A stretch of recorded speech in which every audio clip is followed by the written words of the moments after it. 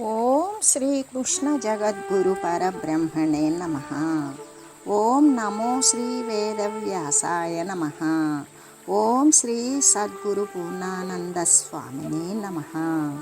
ఓం శుక్లాం భరధరం విష్ణుం శశివర్ణం చతుర్భుజం ప్రసన్నవదనం ధ్యాయేత్ సర్వవిఘ్నోపశాంతయే. ఓం వ్యాసాయ విష్ణురూపాయ వ్యాసరూపాయ విష్ణవే నమో వై బ్రహ్మనిధే వాసిష్ఠాయ నమో నమః. ఓం నారాయణం నమస్కృత్య నరం చైవ నరోత్తమం దేవీం సరస్వతిం వ్యాసం తతో జయముదీరయేత్. శ్రీ భగవద్గీత. అయితే నిష్కామమైనటువంటి కర్మను ఆచరించటమే ఈ గీత యొక్క ఆశయము అని వారు నొక్కి మరీ ఒక్కానించి చెప్తూ ఉన్నారు. ఇంకా కూడా అందులకు కావలసినటువంటి అనేక ప్రమాణాలను కూడా వారు గీత నుండే ఉదాహరించడం కోసం సంసిద్ధులై ఉన్నారు. ఇక మూడవ పక్షము వారైతే జ్ఞానమే గీత యందలి ప్రధాన విషయము అని కదా చెబుతూ ఉన్నారు. అర్జునునకు కలిగినటువంటి శోకానికి కారణమేమిటి అంటే అజ్ఞానము, మోహము. మరి ఆ అజ్ఞానము ఎలా పోయింది అంటే ఆ మోహము ఏ విధంగా అంతమైంది అంటే నష్టో మోహ మోహోయం విగతో మమ. నా అజ్ఞానం తొలగిపోయింది అని అర్జునుడు ఎలా చెప్పగలిగాడు? జ్ఞానం వలననే కదా. జ్ఞానం ఒకదాని చేత మాత్రమే తొలుగుతుంది, కానీ మరి దేని చేత కూడా కాదు. చీకటి ప్రకాశము యొక్క దాని చేతనే నశించిపోతుంది, కానీ వేరొక దాని చేత చీకటి అనేది నశిస్తుందా? కాదు కదా. అందుకే అర్జునుడు కూడా శోకాకులిత మానసుడే అయ్యాడు. ఆ శోకము ఆత్మజ్ఞానము ఒక్కదాని చేతనే రహితం కాగలుగుతుంది. అందుకే తరతి శోకం ఆత్మవేత్, ఆత్మవేత్త మాత్రమే దుఃఖాన్ని దాటగలడు అనే ఉపనిషత్తులన్నీ కూడా తెలియజేస్తూ ఉన్నవి. కాబట్టి శ్రీకృష్ణ భగవానుడు మొట్టమొదటనే ఏ విధంగా సాంఖ్యయోగంలో ఏమని చెప్పారు? అఖండమైనటువంటి ఆత్మజ్ఞానోపదేశాన్ని ఉపక్రమించండి అని ఏ విధంగా అంటే ఉపక్రమించారు. ఏమని? ఆత్మజ్ఞానోపదేశాన్ని మొట్టమొదటి సాంఖ్యయోగంలోనే. ఎటువంటి ఆత్మజ్ఞానోపదేశము? అఖండమైనటువంటి ఆత్మను గురించినటువంటి జ్ఞానం యొక్క బోధన కొనసాగించారు. గీతాచార్యులు అంటే శ్రీకృష్ణ పరమాత్మ నోరు విప్పగానే కర్మను గురించి బోధింపలేదు, భక్తిని గురించి కూడా ప్రతిపాదించలేదు, ధ్యానాన్ని గురించి కూడా వర్ణింపలేదు. స్వస్వరూప స్థితిని మాత్రమే వర్ణించి చెప్పారు. అంటే పుట్టుక చావు లేనటువంటి ఆత్మను గురించి మాత్రమే వివరించారు. కాబట్టి ఓ అర్జున, నీవు అశాశ్వతమైన అస్వరమైనటువంటి పాంచభౌతిక దేహ పంజరము కానే కాదయ్యా, విశ్వవ్యాపకమైనటువంటి అఖండాత్మ చైతన్యానివే నీవు అని పదే పదే కూడా వెలుగెత్తి చాటారు. అంటే ఆత్మజ్ఞానం ఒక్కటే దుఃఖాన్ని, ఏ దుఃఖాన్ని? భవదుఃఖాన్ని, శరీరాల యొక్క రాకపోకలు అనేది శాశ్వతంగా నివారించగలిగేటువంటి విషయాన్ని. ఆ శరీరాల యొక్క రాకపోకల చేతనే కదా దుఃఖము అనేది సంభవిస్తుంది. కాబట్టి ఈ సంసార బంధాన్ని సమూలంగా తొలగించి వేయగలుగుతుంది ఈ ఆత్మజ్ఞానం ఒక్కటి మాత్రమే. కాబట్టి శ్రీకృష్ణమూర్తి మొట్టమొదట దానిని గురించే బోధించారు. ఇక పోను పోను కూడా జ్ఞానాన్ని గురించి, జ్ఞానం యొక్క మహిమను గురించి కూడా అనేక విధాలుగా కూడా బోధించారు. లెక్కలేనన్ని ప్రమాణాలను కూడా మధ్య మధ్యలో తీసుకొచ్చి తెలియజేశారు. చిట్ట చివరకు ఆ భగవద్గీత యొక్క అంతమునందు ఏ విధంగా చెప్తూ ఉన్నారు అంటే అధ్యేష్యతే చ ఇమం ధర్మ్యం సంవాదమావయోః జ్ఞానయజ్ఞేన తేనాహమిష్టస్యామతే మేమతి అని. మోక్ష సన్యాసయోగం అంటే 18వ అధ్యాయం 70వ శ్లోకంలో ఏమని గంభీరమైనటువంటి ఈ ఉపసంహార వాక్యాన్ని గురించి పలికారు. దాని యొక్క అర్థం ఏమిటంటే ధర్మం నుండి తొలగకుండా ఉండేది మన ఇరువురి యొక్క సంభాషణ రూపమైనటువంటి ఈ గీతా శాస్త్రాన్ని ఎవడైతే అధ్యయనం చేస్తాడో అతడు జ్ఞానయజ్ఞము చేత నన్ను పూజించిన వాడే అగుతూ ఉన్నాడు. అంటే గ్రంథం యొక్క చిట్ట బోధను అంతటినీ కూడా జ్ఞానయజ్ఞంగా భగవానుడు వర్ణించి చెప్పడం వలన గీత యొక్క నిష్కర్ష జ్ఞానము అదే అని కదా తేలుతూ ఉన్నది. ఇంకా కూడా జ్ఞానీ తత్వాత్మైవ మే మతం అని విజ్ఞాన యోగంలో 18వ శ్లోకంలో జ్ఞానికి నాకు ఏ భేదము లేదు, జ్ఞానిని నేనే జ్ఞానిని అని 7వ అధ్యాయంలో భగవానుడు చెప్పి ఉండడం చేత జ్ఞానానికి ఎంతటి విలువను పరమాత్మ గీతాచార్యులు ప్రసాదించి ఉన్నారో మనకు స్పష్టపడుతున్నది కదా. అంటే అర్జునునిపై గీతాబోధ ఏ ప్రకారమైతే ప్రభావాన్ని కలుగజేస్తూ ఉన్నదో ఆ కలగజేసినటువంటి వెంటనే జరిగినటువంటి సంఘటనలను చూసి మాత్రమే మనం నిర్ణయించకుండా ఆ వ్యక్తి యొక్క జీవితాంతం వరకు కూడా పరీక్షించి నిశ్చయించడం అనేటువంటిదే కదా సమంజసమైన విషయం. అర్జునుడు గీతను విన్న తర్వాత కొంతకాలము గృహస్థాశ్రమం నందే ఉన్నాడు. అలా ఉన్నప్పటికీ కూడా వ్యవహారము ఆచరిస్తూ ఉన్నప్పటికీ కూడా చివరకు సర్వసంగ పరిత్యాగం చేసి సన్యాసాన్ని గైకొని నిర్వికల్ప ధ్యాన నిష్ట కోసం ఏకాంతానికి వెళ్ళినట్లుగా భారతము అంటే స్వర్గారోహణ పర్వమునందు మనకు కనబడుతూ ఉంది. కాబట్టి ఏ నాటికైనా సరే మనసు బహిర్ముఖత్వాన్ని వదలవలసిందే, అంటే విషయ సేవనాన్ని వదలవలసిందే.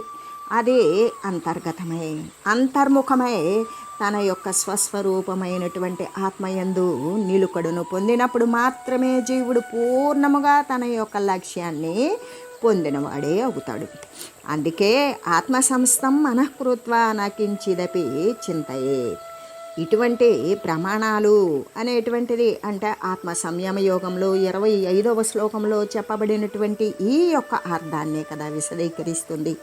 కాబట్టి ఎప్పటికైనా కూడా ఏది శరణ్యం అంటే జ్ఞానమే శరణ్యం.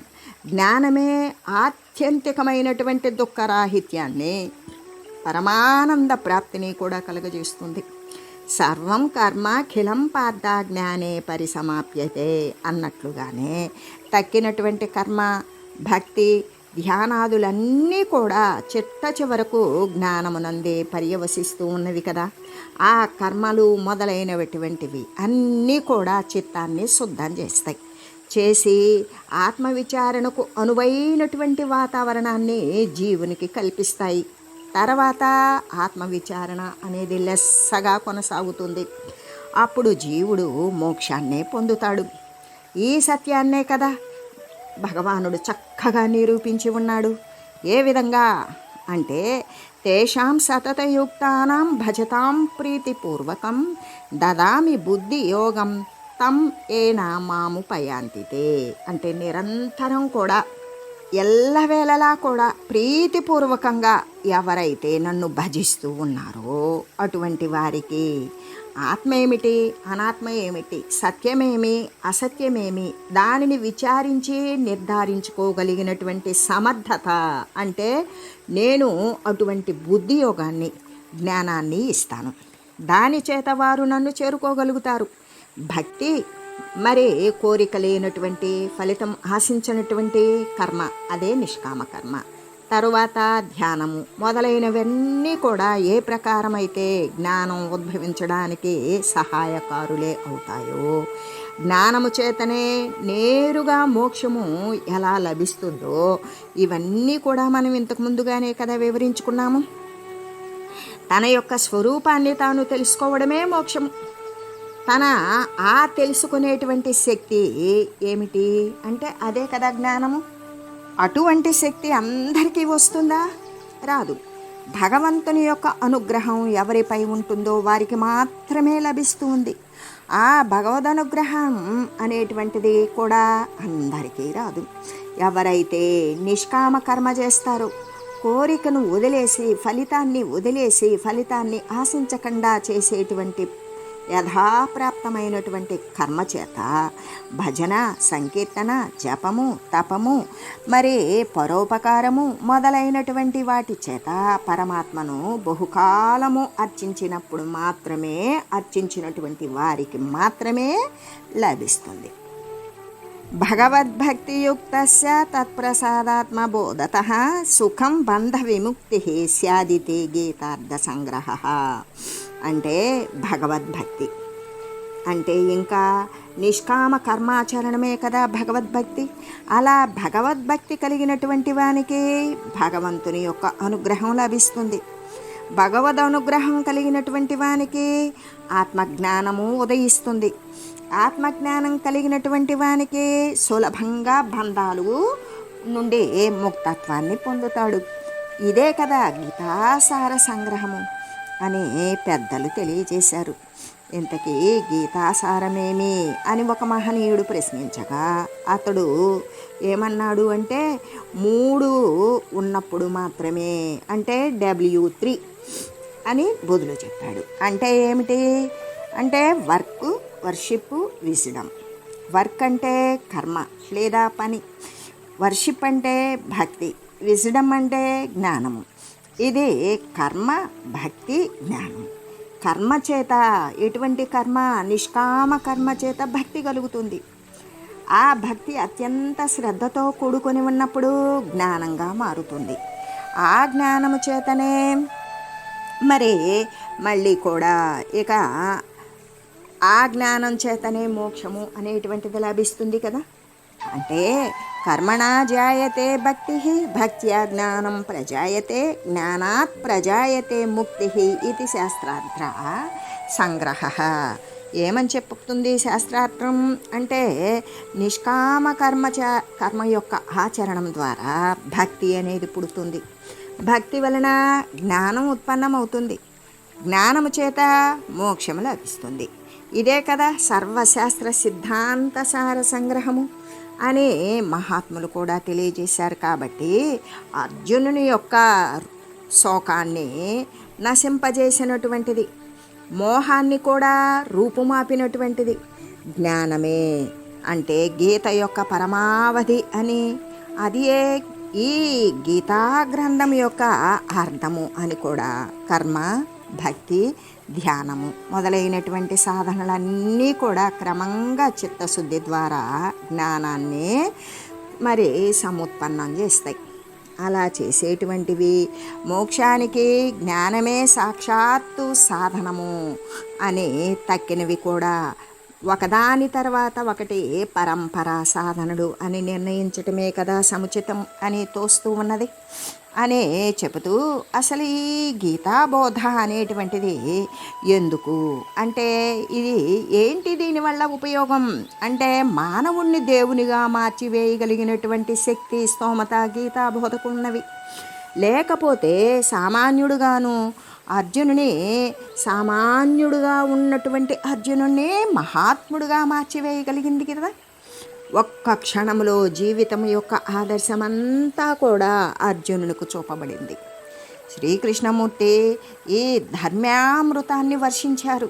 ఏది ధర్మం? జీవుడు తన యొక్క స్వంత సదనము చేరుకోవడమే, జీవుడు తన స్వరూపమైన పరబ్రహ్మమునందు మరి పొంది ఉండడమే అని కదా తెలియజేయడం. అటువంటి ఈ ధర్మ్యామృతాన్ని వర్షించారు పరమాత్మ. అర్జునుడు తనివి తీరా గురవలేడు, కృతకృత్యుడే అయ్యాడు. ఈ విధంగా క్షణకాలంలో ఒక వ్యక్తిని మోక్ష శిఖరానికి కొనిపోయినటువంటి ఆ గీతాబోధ ఎటువంటిదో విచారించడం అనేటువంటిది ప్రతి ఒక్కరికి కూడా అత్యంత అవసరమై అత్యావశ్యకమై ఉన్నది కదా. అంటే ఇప్పుడు పాఠశాలలో ఉపాధ్యాయుడు విద్యార్థికి ఒక్కొక్క పాఠాన్ని చక్కగా బోధిస్తాడు. అలా బోధించే విధంగానే కరుణతో నిండిపోయినటువంటి కరుణామయులకు శ్రీకృష్ణ పరమాత్మ అర్జునుని యొక్క చేయి పట్టుకున్నాడు. ఒక్కొక్క మెట్టు పైకి లేపాడు. కట్టకడకు మోక్షధామమును చేర్చివేశారు. నాకు నమస్కరింపు అంటే మాం నమస్కురు అనేటువంటి చిన్న సాధన మొదలుకొని తత్వమసి అంటే నీవు నేను సర్వము కూడా బ్రహ్మస్వరూపమే, బ్రహ్మమే అయ్యున్నాము అనేటువంటి మహావాక్యం ద్వారా విచారణ వరకు కలిగినటువంటి సాధనా క్రమాన్ని అంతటినీ కూడా భగవానుడు ప్రేమపూర్వకంగా అర్జునునికి బోధించి వేశారు. గీతది ఎటువంటి హృదయం? మాతృహృదయం. సంసార కూపమునబడి నానా రకాల యాతనలను అనుభవిస్తూ ఉన్న జీవకోట్ల పట్ల అనుకంప చేత గీతామాత వారికి చక్కని త్రోవను దారినే చూపింది. మొట్టమొదట కర్మను బోధించింది, తృప్తి పడలేదు. మరలా భక్తిని ప్రసాదించింది, ప్రతిపాదించింది. దానితో కూడా తృప్తి పడల.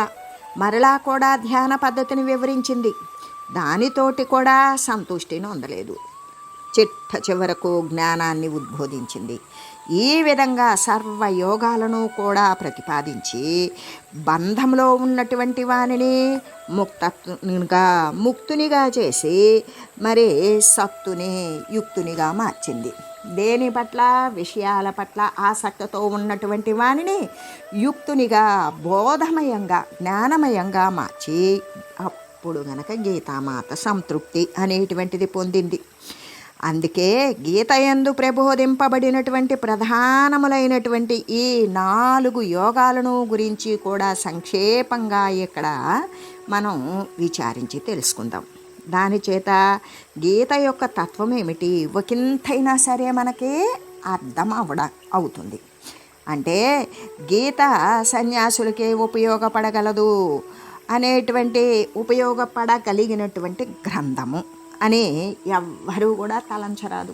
ఎందుకు? ఇది సన్యాసులు మాత్రమే అనుసరించేటువంటిది కాదు, అది గృహస్థులకు కూడా పనికి వస్తుంది. ఏకాంతమనందు గుహాగహ్వరాలయందు తపంబు సలుపు సాధు పుంగువులకే కాకుండా గుహలయందు, ఏకాంత ప్రదేశాలయందు, ఒంటరిగా అడవులయందు, అరణ్యాలయందు, మరి పొదలయందు, పుట్టలయందు ఉండేటువంటి సాధు పొంగువులకు మాత్రమే, తపస్సు చేసేటువంటి వారికి మాత్రమే ఈ గీత అనేది పనికి వస్తుంది అనేటువంటిది ఎవ్వరికీ కూడా, అంటే ఇది వారికి మాత్రమే పనికి వచ్చే వాంగ్మయము అని దీనిని ఎవ్వరూ కూడా భావించకూడదు. ఎందుకంటే జనాకీర్ణ పట్టణాల యందు, పని పాటలు చేసుకునేటువంటి కుటుంబీకుల యందు, వ్యాపారస్తులకు, వ్యవసాయదారులకు కూడా అక్కరకు వచ్చేటువంటి శాస్త్రం ఇది. ఎలాగంటే దీని యందు తక్కిన యోగాలతో పాటు కర్మయోగం కూడా చక్కగా బోధింపబడింది. వ్యవహారం సలుపుకుంటూ కూడా మోక్షాన్ని అందుకోగలిగినటువంటి విధానాన్ని దీని యందు చక్కగా రూపొందించబడింది. ఇదివరలో అయితే వేదాంతము నిత్య జీవితమునందు కలవదని అది ప్రసిద్ధి చెందినమాట. కానీ వేదాంతానికి వ్యవహారానికి పొత్తు కుదరదని వాడుకలో ఉన్న ఆలోచన. కానీ గీతాచార్యులు పరమాత్మ ఆ యొక్క అపప్రదను త్రుంచివేసి ఏ విధంగా అంటే ప్రపంచ కార్యాలను దైవ భావనతో చేయవచ్చని, ఆ ప్రకారమే చేయాలని బోధిస్తూ అంతకుముందు భౌతికమైన ఆధ్యాత్మికమైన రంగాల మధ్య కలిగినటువంటి బ్రహ్మాండమైనటువంటి వ్యత్యాసం అఖాతానికి చక్కని వారదని నిర్ణయించారు. ప్రవృత్తిలో నివృత్తిని బోధించారు. సంసారమందు సన్యాసాన్ని కూడా ప్రతిపాదించారు. రథం యొక్క చక్రాలు తిరుగుచూ ఉన్నప్పటికీ కూడా ఇరుసు నిశ్చలంగా ఎలా ఉంటుందో అలాగే శరీరము, ఇంద్రియాలు లోకమునందు వివిధ కార్యాలయందు ప్రవర్తిస్తూ ఉన్నప్పటికీ కూడా మనసు నిశ్చలంగా దైవమునందు నిలుకడ కలిగి ఉండటాన్ని గీతాచార్యులు పరమాత్మ గీతయందు నేర్పారు. ఇదే కదా కర్మయోగము అనేటువంటిది. అందుకే యోగస్థః కురు కర్మాణి, చిత్తాన్ని దైవమునందు అంటే ఆత్మయందు నిలిపి ఉంచాలి. మీ కార్యాలను చేసుకోండి. మీ యొక్క ఆలోచన, మీ యొక్క చింతన, మీ యొక్క సంకల్పము సర్వము దైవమునందే నిలిపి ఉంచండి. ఏ పనైనా మీ కార్యాలను చేసుకోండి. ఫలితాన్ని ఈశ్వరునికే అర్పణంగా వించండి. కర్తృత్వాన్ని, ఇది నేను చేస్తున్నాను అనే కర్తృత్వాన్ని, ఇది నా పని అనే కర్తృత్వాన్ని వదిలివేయండి. ఎన్ని కార్యాలనైనా సరే చేయండి, అటువంటి కార్యాల చేత మీకు ఎటువంటి బంధము కలగదు అని భగవానుడు ఉపదేశించి ఉన్నారు. గణిత శాస్త్రమునందు ఒక సిద్ధాంతం ఉన్నది. అదేమిటంటే infinity plus anything is equal infinity. అనంతానికి ఏది జోడించినప్పటికీ కూడా చివరకు అనంతమే మిగులుతుంది. ఆ జోడించినంతా అనంతంలో లీనమవుతుంది. అలాగే దైవము అనేటువంటిది అనంత స్వరూపం, జ్ఞానము అది కూడా అనంతమే. కాబట్టి దైవ దృష్టి కలిగి, ఆత్మజ్ఞానము కలిగి, దైవ స్మరణతో లేకపోతే దైవాత్మణ బుద్ధితో ఏ కార్యాన్ని ఆచరించినప్పటికీ కూడా అది చిట్ట చివరకు దైవమే శేషిస్తుంది. కానీ కర్మబంధం ఎప్పటికీ కాదు. అది ఎటువంటి కర్మ అయినప్పటికీ కూడా, లౌకిక కార్యమైన పారమార్థిక కార్యమైనప్పటికీ కూడా చిట్ట చివరకు దైవమే మిగిలి ఉంటుంది. కానీ కర్మబంధము అనేటువంటిది కానే కాదు. ఇదే కదా గీతాచార్యులు తెలిపినటువంటి కర్మయోగం యొక్క రహస్యము. అలా కాక దైవం యొక్క విస్మరణతో ఏ కార్యాన్ని చేసినప్పటికీ కూడా, దైవాన్ని మరిచి మనం ఏ కార్యాన్ని చేసినా కూడా, లేక దైవికమైన కార్యమే అయినప్పటికీ కూడా, లేక ఫలాపేక్షతో ఏ క్రియను ఆచరించినప్పటికీ కూడా అది జీవుణ్ణి బద్ధులుగానే చేసివేస్తుంది. ఆ తర్వాత అతడు కర్మబంధమునందే తగులుకుంటాడు అని చెబుతూ, work divorced from spirituality is an artificial flower which has neither life Nar fragrance. దైవ దృష్టి లేనటువంటి కార్యము, పరమార్థత పవిత్రత లేనటువంటి క్రియ, వాసన కానీ జీవము కానీ లేనటువంటి కృత్రిమమైనటువంటి పుష్పం వంటిదే అవుతుంది అని ఒక మహనీయుడు పలికి ఉన్నాడు. కాబట్టి కర్మ అనేటువంటిది గొప్పది కాదు, కర్మ చేసేటువంటి విధానమే గొప్పది. ఏది చేయాలో గీత బోధింపదు, ఎలా చేయాలో గీత బోధిస్తుంది. ఇదే కదా గీత యందలి విశేషము. ఈ సూత్రాన్ని అనుసరించి ఆయా ఆశ్రమాల వారు, ఆయా సాంప్రదాయాల వారు వారి వారి విద్యుక్త ధర్మాలను, కర్మలను కూడా ఆచరించుకోవచ్చు. వదలవలసినటువంటి పని ఎప్పటికీ లేదు. గృహస్థుడు తన నిత్య కార్యాలను, దైనందిన వ్యవహారాలను కూడా చేసుకోవచ్చు. వ్యాపారి వ్యాపారాన్ని సలుపుకోవచ్చు. ఉద్యోగి ఉద్యోగాన్ని చేయవచ్చు. రైతు పొలాన్ని దున్నుకోవచ్చు. మరి ఇంకా కూడా అల్పమైనటువంటి పనులు చేసేవాడు ఆ పని కూడా చేసుకోవచ్చు. పురోహితుడు పౌరోహిత్యం సలుపుకోవచ్చు. క్షత్రియుడు యుద్ధాన్ని చేసుకోవచ్చు. కానీ ఎలా దైవ దృష్టి కలిగి దైవాన్ని స్మరిస్తూ ఆ యొక్క కర్మయందు ఎటువంటి ఫలితం పట్ల కూడా ఆసక్తి లేకుండా ఈశ్వరార్పణ బుద్ధితో ఇటువంటి ఎవరికి సంబంధించినటువంటి వృత్తి కర్మలు వారు చేసుకోవచ్చు. ఇదే కదా గీత శాసించేటువంటిది. అప్పుడు కర్మయందలి విషము ఇక కర్మలో ఉన్నటువంటి బంధజనకత్వము, బంధాన్ని కలిగించేటువంటి విషపూరితము అనేటువంటిది తొలగిపోగా సామాన్యమైనటువంటి క్రియ మహాపవిత్ర క్రియగా కూడా మారిపోతూ ఉంటుంది. వ్యవహారమందు పరమార్థ ప్రయోగము అనేటువంటి ఈ యొక్క కళాగీత యందు వేదాంత ఇన్ డైలీ లైఫ్ అనేటువంటిది ఈ యొక్క వ్యవహారమందు కూడా పరమార్థ ప్రయోగము అనేటువంటి ఈ కళ గీత యందు విశేషంగా కనిపిస్తూ ఉన్నది. గీతకు విశ్వవ్యాపకత్వం కలుగజేసినటువంటి ధర్మం అయితే ఇదే కదా. జ్ఞానం తర్వాత నివృత్తి అనేటువంటిది అనివార్యం. దానిని అస్సలకి నివారించేటువంటిది కాదు అని గీత బోధిస్తూ ఉన్నది. కాబట్టి అర్జునుని యొక్క జీవితమే ఇందులకు తార్కాణము. మోహము శమించినప్పటికీ కూడా అజ్ఞానము నశించినప్పటికీ కూడా అర్జునుడు ప్రవృత్తిని వేడలేదు, ప్రపంచాన్ని కూడా వదలలేదు. గీత చదివినట్లయితే వైరాగ్యము ముదిరింది.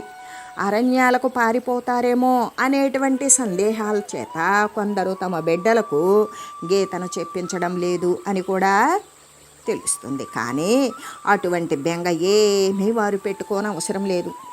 గీతను నేరులో వినినటువంటి అర్జునుడే అలాగా పారిపోలేదు. ఇంకా తక్కినటువంటి వారి మాట చెప్పాలా? కాబట్టి సర్వులు కూడా గీతను ఆశ్రయించవచ్చు. దాని వలన సంపూర్ణమైనటువంటి ప్రయోజనాన్ని కూడా పొందవచ్చు. మోక్షము అనేటువంటిది జ్ఞానము లేకపోతే సిద్ధింపదు కదా. జ్ఞానము చిత్తశుద్ధి లేకపోతే కలుగదు కదా. చిత్తశుద్ధి నిష్కామ కర్మ చేయకపోతే ఉదయించదు కదా.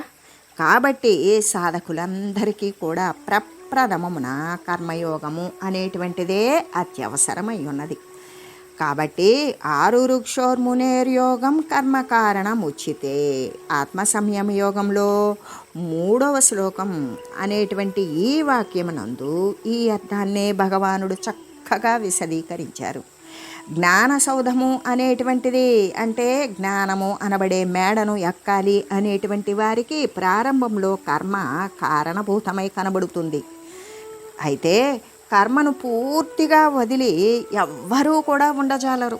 కర్మను పవిత్రం చేసుకునేటువంటి పద్ధతి మాత్రం నేర్చుకున్నట్లయితే అది ఉన్నప్పటికీ కూడా ఏమాత్రమూ చిక్కులేదు. అదే కదా పరమాత్మ తెలిపినటువంటి ఉపాయము. ఫలాపేక్షను వదిలివేసి కర్మను చేయటమే కర్మను పవిత్రం చేసేటువంటి పద్ధతి. దానినే కర్మయోగము అని అంటారు.